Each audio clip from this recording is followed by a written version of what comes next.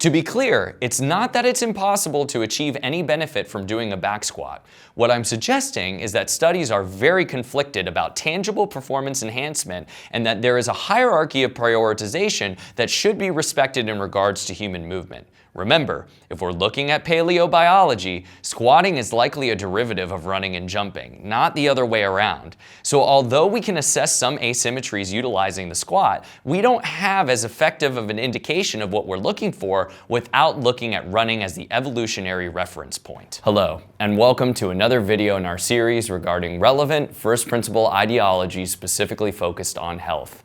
Today, we're going to be taking a look at the preordained king of exercises, the back squat. The back squat is a training regimen staple across the board in the fitness industry. Trainers and physical therapists who work with high-level athletes, as well as your typical fitness enthusiast, will include barbell back squats or some variation thereof in their workout routine.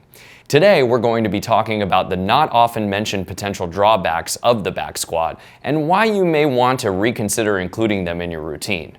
Before I even address the back squat, we need to have a reference point from which to delineate what constitutes functional human movement. Most people like to designate anything outside of your traditional, isolated muscle group bodybuilding paradigm as functional training, but we're going to be looking at it much more specifically than that. You see, you can't just include rotation into your routine or mobility work or full body exercises and call that functional. At Functional Patterns, we utilize the reference point of our evolutionary adaptations to clarify what constitutes the most effective ways to train. So, what have anthropologists concluded that humans have evolved to do? Well, turns out that anthropological evidence overwhelmingly supports the primary human movements of standing, walking, running, and throwing. It should come as no surprise that these movements constitute the majority of sports.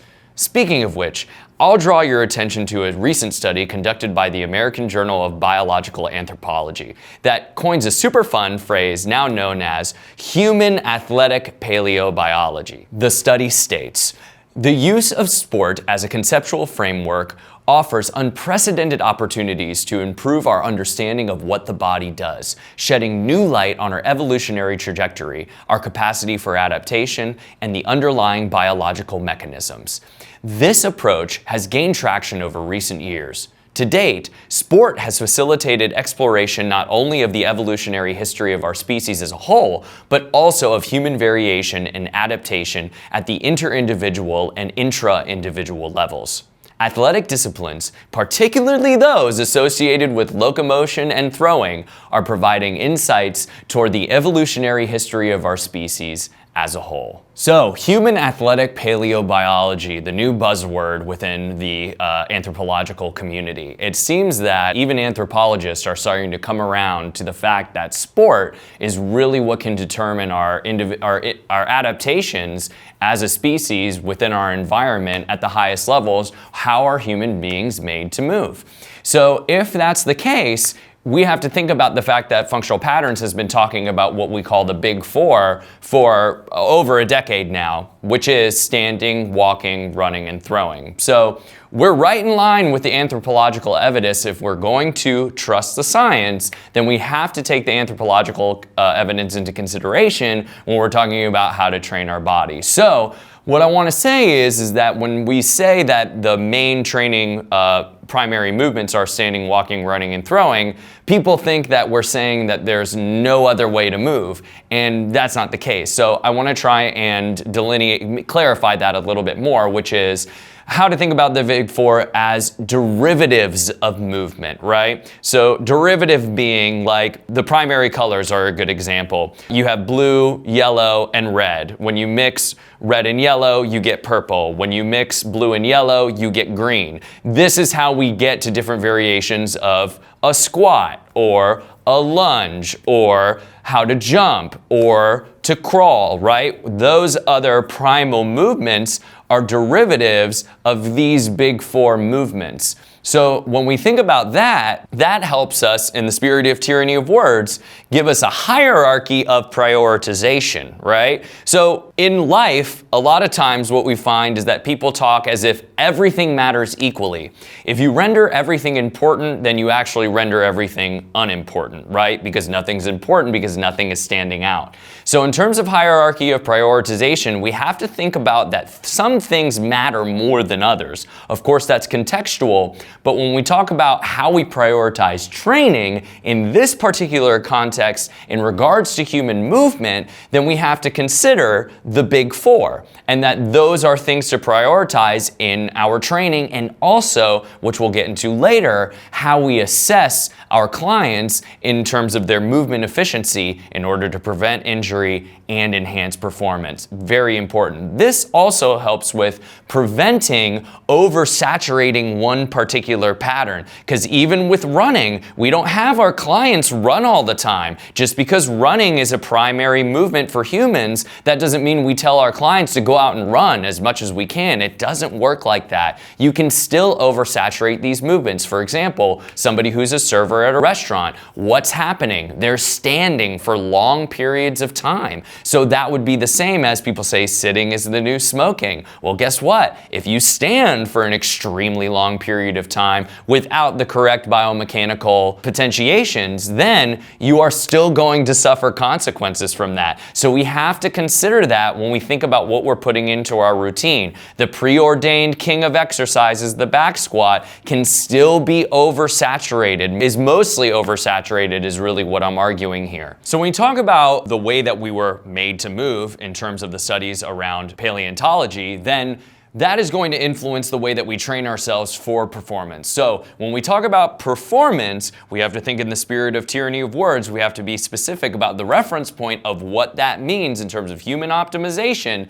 Then we're going to be looking at through the lens of running. In this case, in this 2014 study, we're going to be talking about it in the realm of sprinting. So what I'd like to draw your attention to before I cite the study is that an increase in a 1-rep max squat is not going to be an equivalent increase in sprint speed. Now, I know some of you guys are like, well, duh, of course it's not. Not everything's going to have a 1-to-1 carryover, but as we'll see later on, as I'm justifying this further with injury prevention and spinal compression, is that we want the most effective exercise for the least amount of contraindications. So what I'm arguing is that the back squat doesn't necessarily provide that. So if it doesn't necessarily increase our sprint speed, is there a carryover to that when we were biologically made to move a certain way? Then we have to take that into consideration as we're continually including it in our routine, and in many instances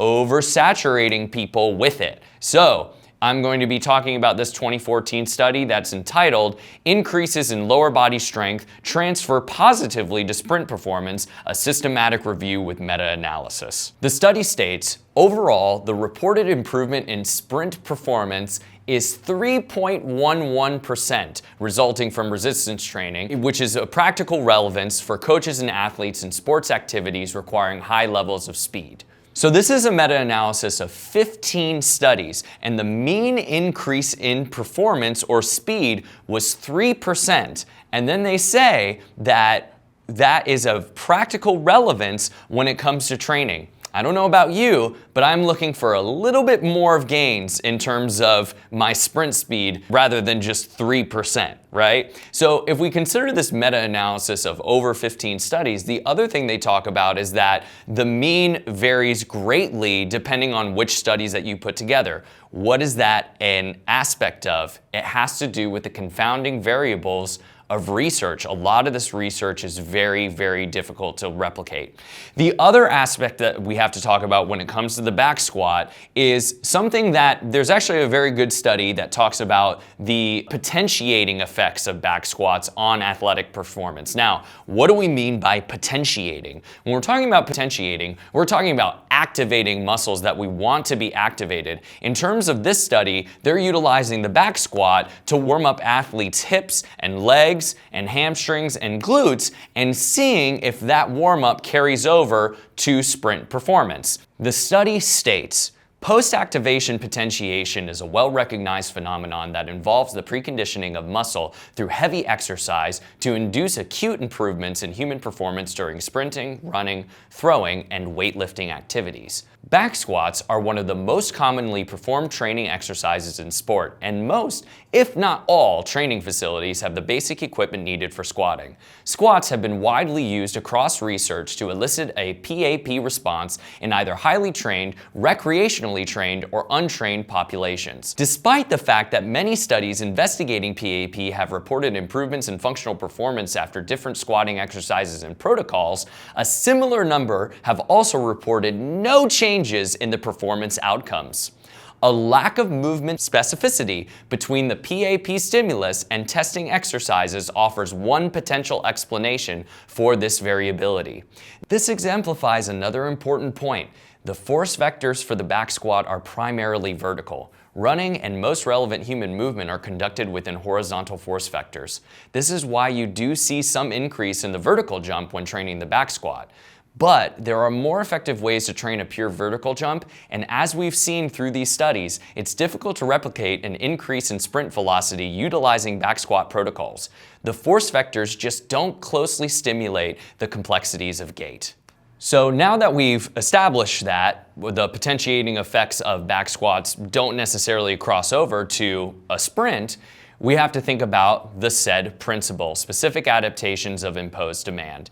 And when we're having that said principle, when it comes to our training and when it comes to hierarchy of prioritization, we have to consider that the back squat is a bilateral movement and that the sprint is a unilateral function. So because of that, we have to compare unilateral leg exercises versus bilateral leg exercises. And of course, there are more and less efficient exercises in both groups, but just on a general comparison, there's a 2018 study from the International Journal of Sports Physical Therapy that I'd like to direct your attention to. The study states, unilateral squats with the same external load per leg produce greater peak vertical ground reaction forces than bilateral squats, as well as higher barbell velocity, which is associated with strength development and rate of force development, respectively. The author suggests using unilateral rather than bilateral squats for people with low back pain and those enrolled in rehabilitation programs after ACL ruptures, as unilateral squats are performed with small loads but achieve similar magnitude of muscle activity in the hamstring, calf, hip, and abdominal muscles and create less load on the spine. If we're going to talk about trusting the science, this is a 2018 study from the International Journal of Sports Physical Therapy, and they're specifically talking about knee and lower back pain and suggesting that we use unilateral squat exercises as opposed to bilateral exercises, which includes the barbell back squat.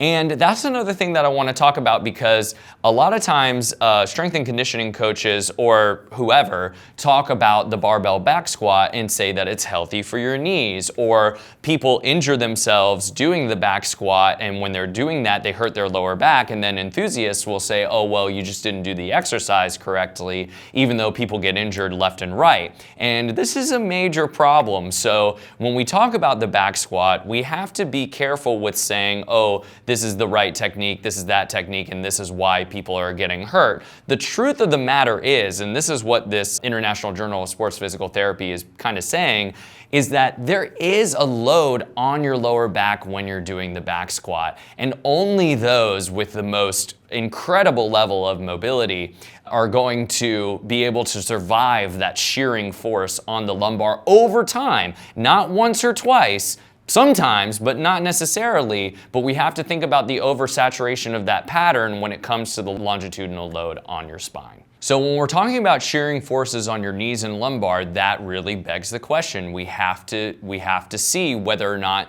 people are saying the right thing.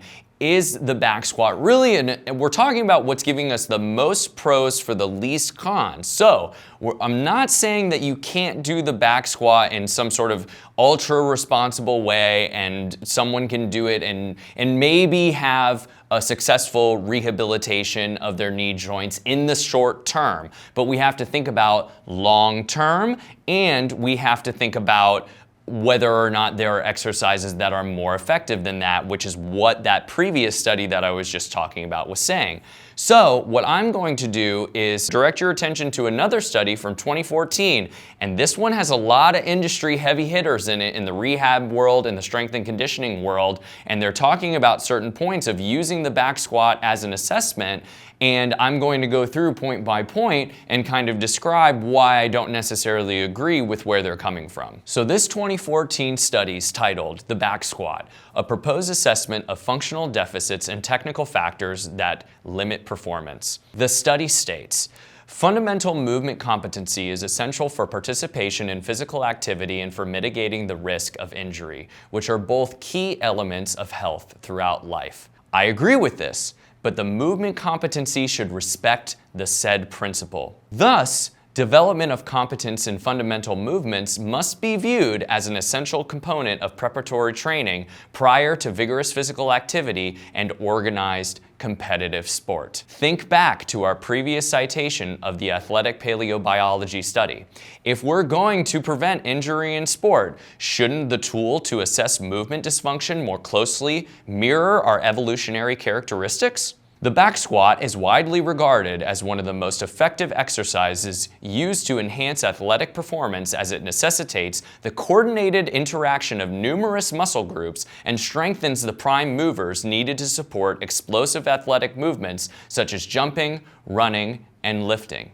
Another tribute to the preordained back squat, just a further demonstration of the automatic dominant place in the hierarchy of fitness protocols. The squat has also become more commonly used in clinical settings to strengthen lower body musculature, especially posterior chain strength and recruitment patterns, with little to no harm on connective tissue after joint-related injury. Specifically, closed kinetic chain exercise is commonly used throughout the rehabilitation process to avoid excessive strain being placed on the ACL, making the squat a favorable exercise for rehabilitation. Understandable about closed chain exercises putting less strain on the knee, but could there be other closed chain exercises that accomplish that more effectively? Achieving this competency is the foundation for younger individuals to partake in training progressions that enhance performance and injury resilience, and for older adults to live independently and safely. To be clear, it's not that it's impossible to achieve any benefit from doing a back squat. What I'm suggesting is that studies are very conflicted about tangible performance enhancement, and that there is a hierarchy of prioritization that should be respected in regards to human movement. Remember, if we're looking at paleobiology, squatting is likely a derivative of running and jumping, not the other way around. So although we can assess some asymmetries utilizing the squat, we don't have as effective of an indication of what we're looking for without looking at running as the evolutionary reference point. By far, the most comprehensive review of the squat I could find was within an official position statement issued by the National Strength and Conditioning Association titled "The Squat, Exercise, and Athletic Conditioning." The beginning of the study has 9 points that are used to justify the inclusion of the squat in athletic conditioning, including injury prevention. Number 1 on the list states that squats, when performed correctly and with appropriate supervision, are not only safe, but may be a significant deterrent to knee injuries. Number 7 states while squatting results in high forces on the back, injury potential is low with appropriate technique and supervision. At the beginning of page 55 of their paper, after justifying their position on the squat being beneficial to the knees, they concede that knee joint injuries likely are not caused by a proper squat, but some injuries and conditions may be aggravated by the squatting movement. I understand that no exercise is perfect, but based on the previous studies we mentioned, a bilateral squat, although maybe one step above an open chain exercise like the seated knee extension, will likely not account for enough variables to be an effective way to prevent and/or heal knee injuries. This may not be true in all cases, but likely in many. In regards to shearing forces on the spine, page 55 also states, back strains and sprains are common injuries often attributed to weight training, especially the squat exercise. They further discuss that an upright position of the spine will account for this, as well as the intra-abdominal pressure in order to reduce the incidence of spondylolysis, which is essentially a stress fracture. They then recommend a weight belt if necessary. Yikes! I won't delve as deep into why you probably don't want to do exercises with a weight belt creating artificial abdominal pressure for you, but I will say, considering these factors and the fact that there is just a lot of shearing force on the spine that you can technically minimize, but by how much?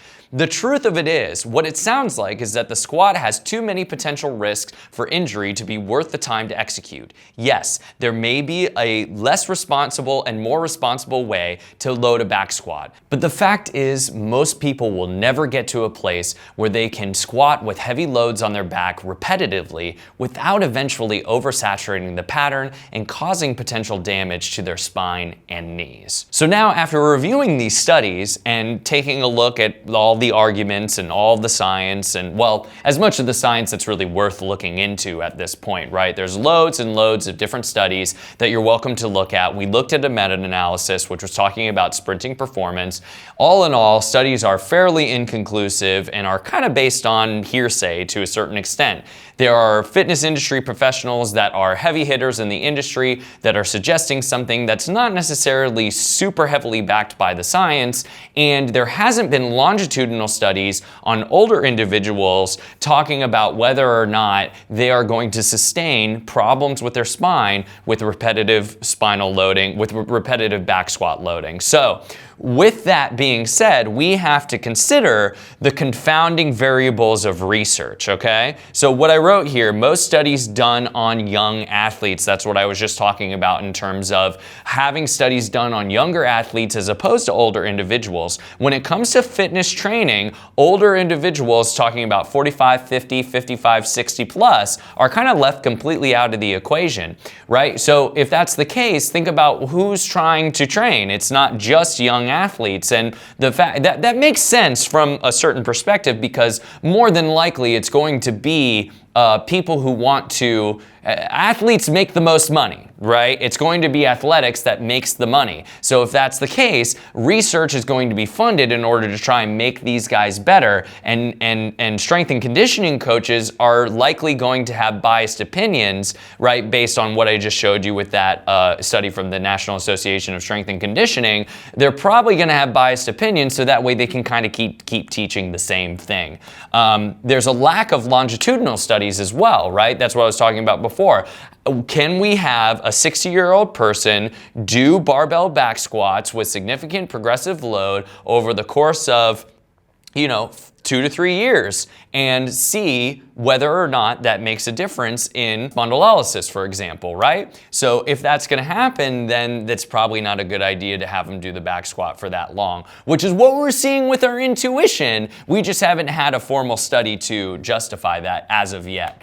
So, and then we just have to look at the overall problems of peer-reviewed research. And I'm putting that here because our next video is going to be all about that. We're going to be getting into the problems of scientific establishment. In other words, every aspect of science has issues. There's not a way at this moment in time to control every single variable in your environment in order to conduct the perfect experiment. We just want to get as close as we can get. But what we're going to be suggesting is that peer-reviewed research, in many instances, not all research is bad per se, but in many instances is actually still pretty far off the mark for accounting for the many variables that have to be integrated in your environment in order to get the results that we really seek and to understand what the objective truth is when we measure our reality. So stay tuned for that. I'm very excited about it. And this is Mike Mucciolo signing off with our video series regarding health and relevance. So this is me reminding you to think intentionally and not habitually.